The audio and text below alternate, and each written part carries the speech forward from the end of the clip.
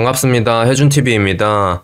현재 트럼프의 빅픽처, 이 큰 그림이 하나하나 퍼즐이 맞춰지면서 이 부정선거론에 대해서 처음에 굉장히 언급을 많이 하던 트럼프가 최근까지 부정선거에 대해서 딱히 특별한 언급을 하지 않았었는데, 그러나 현재 이스라엘과 이란 간의 갈등이 터지고 나서 이와 동시에 미국 상원 조사로 중국의 미국 대선 개입 의혹이 공론화가 되고 있습니다. 이게 굉장히 큰 파장을 불러오고 있는데, 오죽하면은 한국의 메이저 언론들도 요 사안에 대해서 다루고 있어가지고 제가 오늘 트럼프의 큰 그림이 무엇인지, 그 다음에 이란과 이스라엘 문제, 또한 전임 FBI 국장이 어떤 식으로 중국과의 커넥션을 이용해가지고 이 사실에 대해서 외면을 하고 묵인을 했는지에 대해서 낱낱이 말씀드리도록 하겠습니다. 자, 현재 트럼프 대통령이 이스라엘 이란 사태에 대해서 정말 큰 결심을 한 것으로 보여집니다.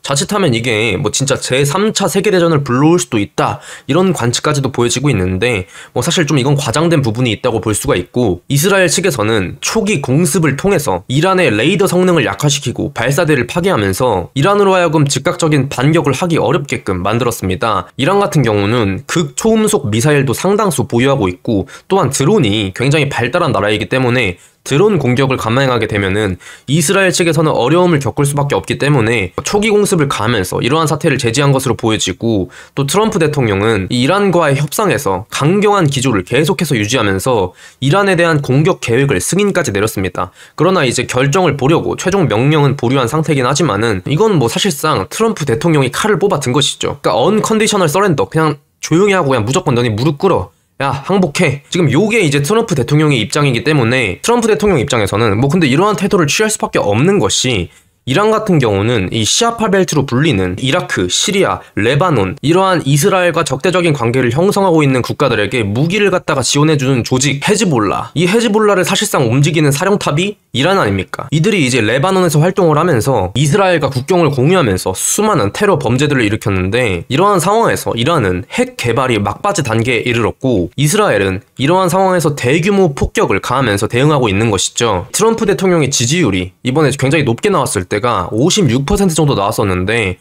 이게 여론조사다 보니까 와리가리하고 또 어떤 조작이 있을지도 모르는 부분이다 보니까, 그러나 이러한 것들을 다 감안하더라도 결과적으로 트럼프 대통령에 대한 콘크리트 지지층은 약 한 40% 정도 견고하게 형성이 되어 있습니다. 이러다 보니까 트럼프 대통령의 의중을 절대 무시할 수가 없다. 자, 그런데 이스라엘과 이란의 현재 이 전쟁 상황, 갈등 상황을 좀 알아보기 위해서는 이스라엘 내부의 정치 상황을 좀 살펴볼 필요가 있습니다.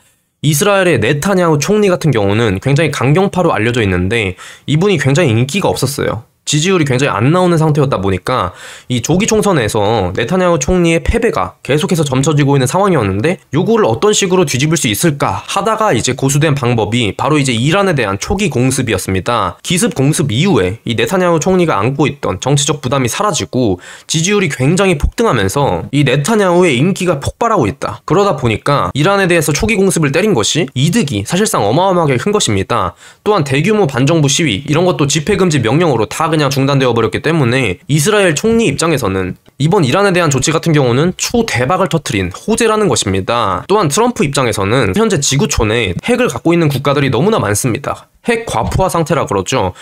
미국, 러시아, 프랑스, 영국, 중국, 그 다음에 인도, 파키스탄, 이스라엘, 거기다가 이제 북한까지 들어가 있는 상황인데, 이러다 보니까 당연히 트럼프 입장에서는 핵 억제력에 대해서 굉장히 심혈을 기울일 수밖에 없는 것이고, 핵에 대해서는 누구보다 진심인 사람이 트럼프다. 이 상황에서 이란이 핵 개발을 거의 마무리를 했다는 상황이기 때문에 당연히 이스라엘과 연합을 통해 가지고 이 테러의 원천인 이란을 차단하려는 것입니다. 자, 그리고 트럼프가 영향을 미치는 것은 비단 이스라엘, 이란뿐만이 아닙니다. 대한민국의 앞으로의 명줄, 경제, 안보, 이 모든 것도 사실상의 트럼프의 손에 맡겨져 있다고 해도 과언이 아닐 정도인데, 자, 그러면 현재 대한민국 이재명 정부의 외교적 스탠스가 어떤 스탠스냐? 현재 이재명 정부의 외교부에서는 이스라엘의 이란 공격에 대해서 상황을 악화시키는 행동에 대해서 규탄을 하겠다, 이러고 앉아 있습니다. 그러니까 이게 뭡니까? 대놓고 반 트럼프 노선을 밟고 있다는 겁니다. 이재명의 외교부가 이스라엘과 이란 사태의 배후에는 트럼프 대통령이 존재하는 것인데,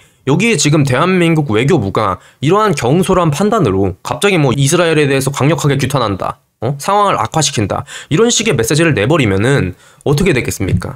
뭐 어떻게 되긴 어떻게 되겠습니까? 자, 여러분들 괜히 이재명이가 지금 G7 가가지고 왕따 당하고 대놓고 무슨 동물원 원숭이 취급 당하면서 손가락질 당하고 이렇게 무시당하고 있던 게 아닙니다. 이재명 정부와 현재 대한민국 외교부의 판단에는 참으로 이 멍청한 선택에 감탄을 하지 않을 수가 없습니다.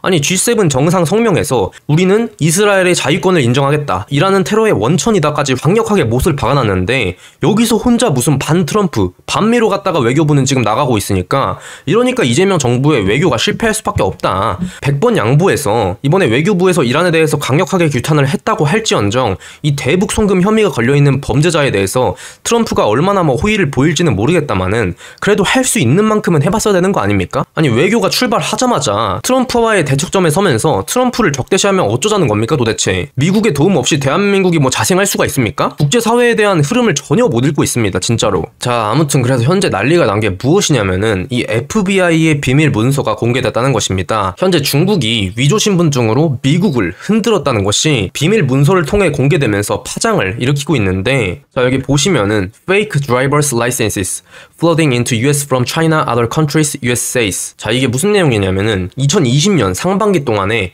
이 시카고 오헤어 국제공항에서 무려 2만 개에 달하는 가짜 미국 운전 면허증이 압수됐다는 것입니다. 근데 이게 왜 지금 문제가 되냐면은 여기에 이제 한국에 대한 언급이 나왔다는 것인데, 보도에 따르면 이제 총 19,888개의 위조 운전 면허증 및 기타 가짜 문서는 1,513개의 해외 발송물 속에서 발견된 것이었으며 대부분은 중국이랑 홍콩에서 온 것이었다. 그 외에도 한국이랑 영국으로부터 온 것도 있었다고 이 세관 국경 보호국에서 발표를 했다는 것입니다. 2020년 상반기면은 문재인 때죠. 그러다 보니까 이 가짜 신분증이 무슨 범죄, 테러, 인신매매뿐만이 아니라 부정선거에까지 이용이 될 수 있는 것인데, 요거에 지금 한국도 연관이 되어 있었다는 게 크나큰 충격을 주고 있습니다. 문재인 때죠. 이러다 보니 트럼프 대통령의 의미심장한 발언들, 이 과거의 발언들이 다시금 화제가 되고 있습니다. 과거에 트럼프가 문재인이 자기가 대선 졌을 때 가장 행복했을 사람이다, 이런 얘기까지 하는 것도 그렇고, 결과적으로 방위비에 대해서 대폭 인상을 요구한다든지, 순위를 정하자면 중국, 아니 이란 다음으로 가장 행복했을 것이다,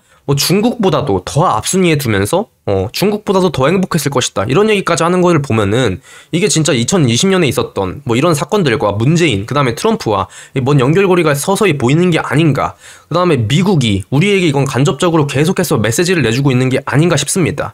트럼프 대통령은 본인의 대선 패배 원인을 선거 조작, 즉 부정선거라고 규정을 하면서 계속해서 이 주장을 펴왔었는데, 최근에 좀 잠잠하다가 이재명이가 대통령이 당선되니까 즉각 백악관에서는 당선 축하 메시지 대신에 중국의 개입 우려를 먼저 표현했을 정도로 미국 트럼프 정부에서는 한국의 대선에 크나큰 관심을 갖고 있다는 것을 알 수가 있습니다. 자, 이거는 이제 한겨레 기사다 보니까 트럼프 대통령과 백악관을 다 극우라고 표현을 합니다. 참고로 이게 이들은 눈 가리고 아웅하면서 그냥 우파적인 얘기를 하면 다 극우라고 해버리죠. 본인들이 극좌기 때문에 상대편도 다 극단적으로 보이나 봅니다. 중국이 민주주의 국가 선거들에 개입을 하고 있다 이러면서 한국까지 거론이 된 상황, 심지어 미국의 우파 정치 활동가 로라 루머 씨는 한국의 명복을 빈다, 공산주의자들이 한국을 장악했다, 그리고 그들이 대통령 선거에서 승리했다, 정말 끔찍한 일이다, 이런 얘기까지 했었고, 트럼프 1기 행정부의 국가 안보 보좌관을 지낸 마이크 플린 역시도 한국 선거에서 속임수의 증거가 있다, 사기의 결과는 중국 공산당만 이렇게 할 것이다,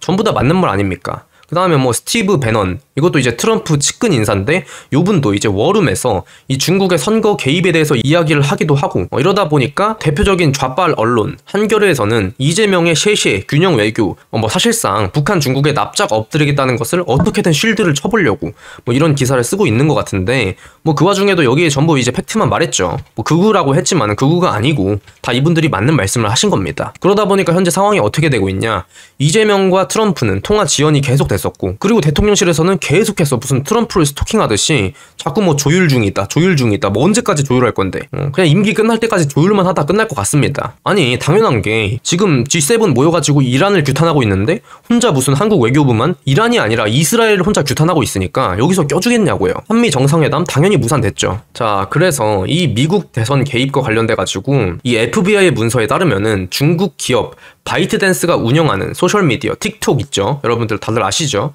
이 틱톡이 위조 운전 면허증 제작에 사용이 됐다, 이런 언급까지도 있습니다. 또한 가장 충격적인 내용이 전임 FBI 국장 크리스토퍼 레이가 중국의 미국 대선 개입의 의혹을 외면했다는 주장입니다. 그러다 보니 전임 FBI 국장 크리스토퍼 레이 같은 경우는 프락지였다는 것이죠. 이 내용이 현재 일파만파 커지면서 이 캐시 파텔 현 FBI 국장이 현재 이제 문서를 공개하면서 중국 공산당이 위조 운전 면허증을 제작해서 미국으로 배송을 하고 이를 통해 가지고 우편 투표를 조작하려는 계획에 대한 주장들이 포함되어 있다면서 이 같은 주장들이 사실로 입증됐지만은 당시의 FBI에서는 이거를 회수한 다음에 묻어버렸다. 그러다 보니까 이 크리스토퍼 레이 이 양반 같은 경우는 그냥 뿌락지다 뭐 이런 얘기를 하는 것이죠. 현재 그래서 미국의 상원 의원인 그레슬리 의원은 이 레이 전 국장 이 뿌락지의 지시로 FBI가 정보원을 재조사한다는 명목으로 해당 문서를 회수하고 원본 보고서의 모든 사본과 컴퓨터의 원본 보고서까지 제거하도록 한 결정과 관련해 가지고 이거 철저한 진상 조사를 해야 된다. 결국에 이 카드가 열리면은 이건 진짜 미국의 대선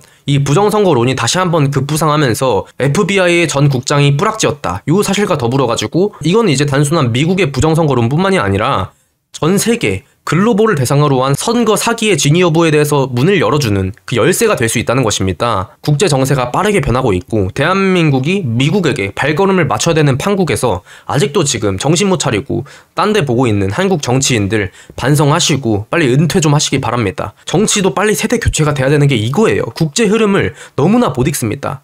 이게 뭐 정치인들이라고 하지만은 이게 하루에 해외 뉴스라도 좀 보고 사는지도 모르겠습니다. 너무나 답답해요. 저보다도 글로벌 사회를 보는 안목이 떨어지는 분들이 많습니다. 그래서 하루빨리 뭐 민주당은 말할 것도 없고 이 가짜 보수들도 빨리 대한민국 정치판에서 물러나시기를 촉구하는 바입니다. 오늘 말씀 여기까지 드리겠습니다. 영상 유익하셨다면 구독과 좋아요, 알림 설정까지 한 번씩 부탁드립니다. 감사합니다. 해준TV였습니다.